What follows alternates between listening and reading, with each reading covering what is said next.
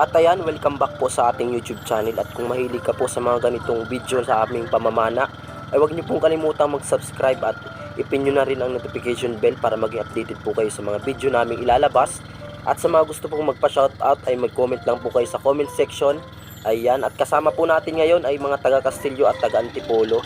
Si Sid C, tapos si Kuya Tim. Ayan, at tapos si Kuya, yan yung taga maniho natin ng bangka. At si Kelly, ayan, sana ay makarami kita dun sa ating spot. Siguro ay mga 15 minutes ay naroon na kita sa ating spot na pamanaan. Tara, samahan niyo muli kami sa aming pamamana.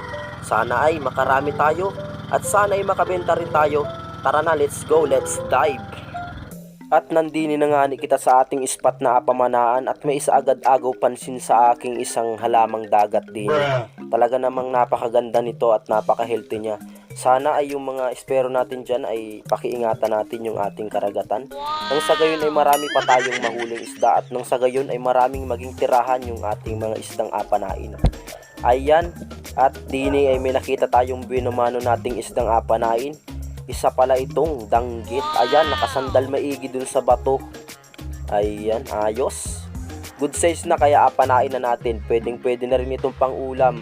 Ayan, mahaba-habang panahon din tayo hindi nakatikim ng isda dahil 2 linggo tayong hindi nakapamana dahil sa sipon, hindi tayo nilubayan. At mag-iingat po tayo lalong-lalo na sa mga kaespero natin dyan. Nakugulpi ang sakit ta naman makatinig nitong danggit na ito. Ilang beses na akong nadali nito, talaga namang maga. Hindi lamang maga ang inabot ko, kundi aguntok ang inabot ko sa sobrang sakit. At dini naman ay may nakita na naman kitang isdang apanain natin. Ayun, isa pala yung tuko. Talaga namang nung apanain ko na iniwan ako, talagang ayaw akong pahalagahan. Ayan, ayos, nakadali pa ng panghugot. Ayan o.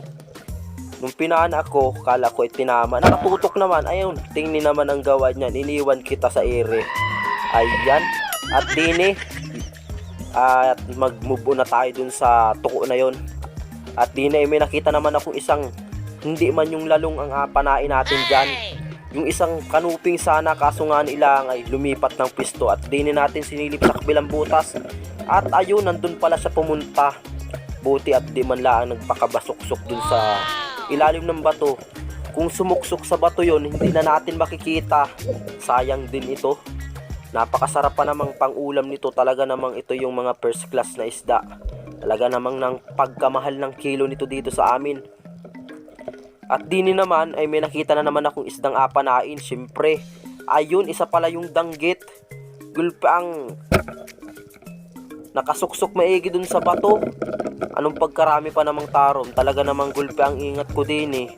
At hindi nga pala kita makasisid ng malalim-lalim at gawa ng kita inasipon. Ay kung napapansin ninyo ngayon ay ako inasipon pa rin nga ni. Malata pa rin ang boses. Naku, tumisting man din ako sa malalim niyan. Anong pagkasakit ng ulo ko, parang inapiga yung aking sentido. Buti na lang at sabi ko ay nakapag-desisyon ako ay di nilalang ako sa tabi at meron naman siguro ang mapapana din eh. At dini naman ay may nakita akong 51 kung tawagin dini sa probinsya ng Marinduque. Siguro ay mga 52 na ito at malaki-laki na ng kaunti ay. Ayan o, at pinahirapan pa kita ni Ray. Talaga namang bumaon pa yung ating sima dun sa guso ay agad kong binunot. Ay nauubusan na ako ng hangin at gulpi ang sakit nga ni nung aking ulo pag nasisid. Ay buti na lang kamo at hindi medyo bumaon yung ating sima. Ay kung bumaon yun, gulpi ang hirap pa namang tanggalin yung ating sima. At dini ay may nakita na naman siguro kitang isda dini at gawa ng marami-rami ding panain dini sa bandang tabi. Kaya asipatin natin. Isa pala yung lobster o yung banagan kung tawagin sa ibang lugar. Talaga namang anong pagkasarap ba yan naman ulamin ni Ri. Anong pagkatamis pa naman ang laman ni Ri. Talaga anong pagkamahal ang kilo ni Ri dini sa amin. First class na first class ito. Walang matalo dito kaysa dun sa mga nahuhuli natin sa ilog ay nadikit pa sa pampersyon. Ayak nakadiri yung mga ganoon. Ay talaga namang hindi ito makakain ng mga ganito din sa dagat at puro microorganism ang nakain. Ano ka nasisira ulo? Nakadali pa ng mga paganoon. At dini naman ay may nakita pa kitang isang isda na naman. Ayun, nasa ilalim ng butas. Buti na lang at nakita ko yung orange na buntot. Sabi ko ay parang isdang malaki yon. Yun pala ay isang 51. Ayan, siguro ay mga 54 na ito at malaki na talaga. Tingnan nyo naman yung buntot niyan, may lawi-lawi na. Ayan, napakasarap nitong prito at pang-ihaw. At napakasarap din itong isabaw. Ayan oh, talaga namang anong pagkalinamnam nito. Talagang ito yung mga paboritong pulutanin ng mga manginginom sa sobrang sarap baga naman. At dini ay may nakita na naman akong isang 51 na naman. Ayun, buti na lamang at naabutan pa natin. Buti nga ni at gulpe ang amo. Nung nakaraang pamana natin ay gulpe ang ilap ng mga ganiring isda. Talaga namang kung napanood yung nakaraang video natin ay buntot na lang maabutan natin sa mga ganiding isda at gawa ng gulpe ang ilap gani. Siguro pag walang buwan, ayan, hindi sila medyo mailap. At kapag may buwan, nako gulpe ang ilap, nakasura, baling pukpukan. At di na may nakita na naman akong 51 ano. So sobrang excited ko nga nung pinana ko. Aso, hindi pa na nakakasa yung ating pana. Gulpi ang kapipisi ko dun sa gatilyo. Eh buti na lang at naroon pa at di umalis. At ayan, nagkasa agad ako. At inaalis ko yung mga tarong na nakadikit dun sa gilid ng batot. Bakit ay madali ay naku. Gulpi, sakit din pa naman makatinik yung tarom na yan. Aso, naiwan pa naman yung mga tinik. At na yun, at asipatan na natin. Sigurado na ito. Buti na lang at hindi pa umalis yung ating apanain din. At ayun, nadali natin yung palasingsingan o yung 51. Ano na yun? Apanain na hindi naman nakakasa yung pana. Ay, ano ka, naluluko? Ano ka, nasisira ulo? So meron talagang mga pagkakataon na ganoon sa sobrang excited panain. Akala mo yung nakakasa yung pana mo, yung pala hindi man nakareload. Yung iba man din, yung ibang napana mo ay hindi nakareload. Ay nadudukdok mo at bakit dinatalsik yung tunod ay yun pala hindi nakakasa. At di na may nakita naman akong isang kanuping anayan o inapakabidyohan ko pa. Ay nakamalay man din yan, tinit naglangoy na maigi at hinabol na natin ano. Buti ka mo at bumalik. Nung apanain ko na, nako kung pinana ko hindi ko atamain, ayun. Kala mo hindi ta makikita ha, lumubog pa sa buhangin. Ayan o, tingni pa, anong pagkalupit. Akala siguro hindi ko nakita kung saan sumuksok. Ay malaki-laki pa naman, kaya hindi natin ito apalampasin. Nung apanain ko na nga dun pa ako naubusan ng hangin. Kaya umutlaw muna ako at alam ko naman ako saan tumago. Ano ka ngayon, hindi patay kang kanuping ka. At dini naman ay may nakita akong sumuksok na bagulan na gulpi ang ilap. Ay nung sinilip ko ay gulpi ang lawak pala naman ng butas kaya hindi ko na makita. Napakasilip-silip ko nga at nandun lang yun sa loob ay talaga namang hindi ko makita.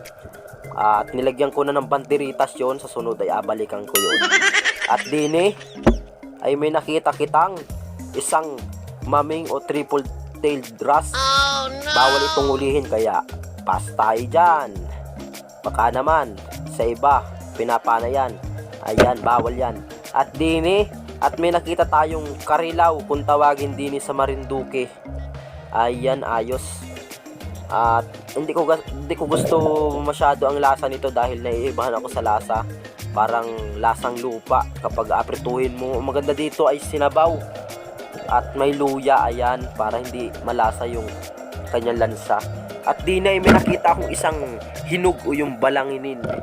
Hindi ko alam kung bakit hinog ang tawag nila dyan. Siguro ay pag medyo hindi pa madilaw-dilaw yung mga ganito ay siguro ay manibalang yung mga ganon. Siguro ay na tingnan din lang nila sa itsura ng isda ko ano yung pangalan nila. At ang tawag namin din ay hinog. Talagang ang kasanayang na tawag namin ng mga taga Marinduque ay hinog. At din ay may pinapana sa atin si Sidsi na isang pakul. Ayan, talaga namang anong pagkailap na ring pakul na ere. Hindi ako na ang sumisid at sininyasan na kita at napapana na sa atin. Tingnan pang gulo niyan. Nang uyamot ko na, naubusan na ako ng hangin. Ay buti na lang at tinama nung pagkapana ko. Anong sureball ko talaga. Talaga namang buti at tinama.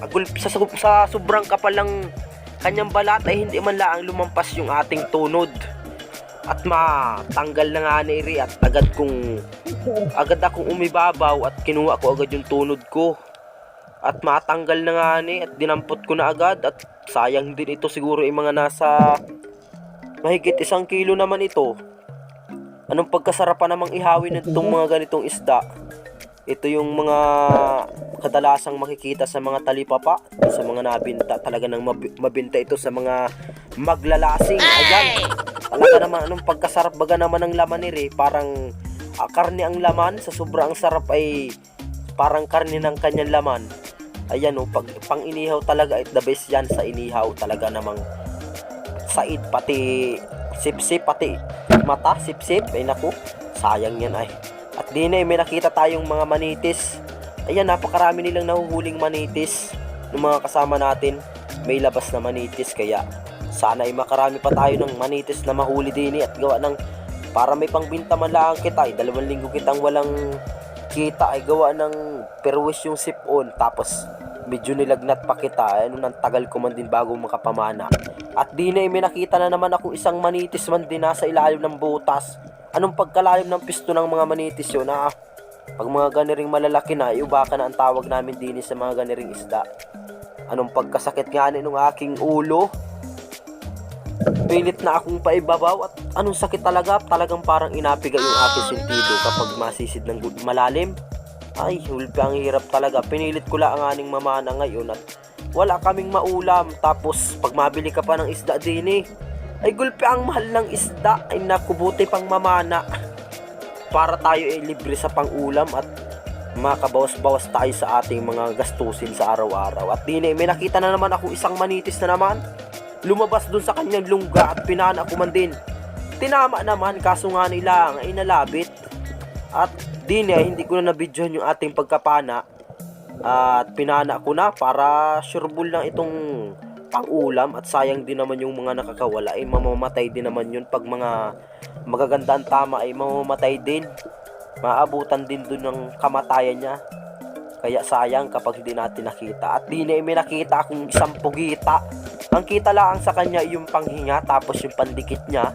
Tapos makikita mo rin yung mga mata niya, yung mata niya na nakasilip do sa butas. At kapag na tanlawan mo ng flashlight yan, talagang mamugate yan sa sobrang puti. Ayan At pinahirapan pa nga na ako dining kuwain at malalim-lalim. At pinirsa ko na, buti ka mo. At lumabas ng kaunti. Ay nung pagkalabas nung ulo ng kaunti ay agad kumanding binunot. Pagkabunot ko man din, hindi, jackpot na naman kita sa pugita. May pambinta na kita, kung may mabili ay hindi abinta natin. Pero pag wala ay pabor na pabor kay daddy at pampulutan daw, ay naku ko, ay lugi na naman kita nito. Ay wala na naman kitang kita nito. Ano baga naman yan? At dini ay may nakita kitang isang manitis na naman, o yung timbungan.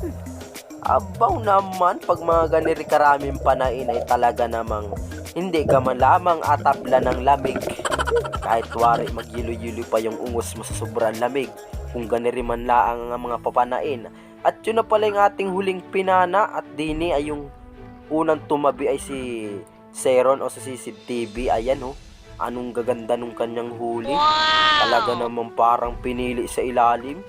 Anong lalaki ng mga manitis yun At yun yung ating huli, hindi man laang makita sa sobrang liit nung ating net ay hindi natin mailabas. At anong hirap pag ilabas. At ito si kuya ang jackpot. Talaga namang anong pagkalaki ng pugita, anong pagkalaki ng ulo. Siguro ito ay bihuran, siguro ito ay mangitlog ay hindi na nakaitlog at napana na. Ayan anong pagkalaki ng pugita. Talaga naman kami ay na-amaze din si CCTV nga hindi makapaniwala, ba't daw anong pagkalaki ng ulo. At naman yung huli ni Kuya Tim. Aba, anong lupit talaga mamana tao na Tingnan naman ang huli niyan. At tingnan ang ngiti niyan. Anong pagkatamis ng kanyang ngiti sa sobrang daming nahuli. Meron pang nahuling mamahaling isda, yung banahan na yun anong tibay. At dini, at si Kelly naman ang umahon. Ayan, tingnan nyo yung huli niyan. Anong pagkalalaki rin ang huli. Ayos, meron na pang ulam. Kung abilin mo yun ay magkano rin yan. At ito yung ating mga nahuli pagka uwi natin sa ating bahay. Ayan, buti na laang at nakadali kita ng pugita. Ay kung wala kitang nahuling pugita, ay anong pagkaunti ng huli natin. Anong liliit nga na inapagpapan ako na. At sayang ay ayan Maraming salamat po sa inyong panunood. At welcome back po sa ating channel. Sana ay tuloy-tuloy na po tayong makapamana. Ayan, God bless po sa inyong lahat. At ingat po kayo palagi.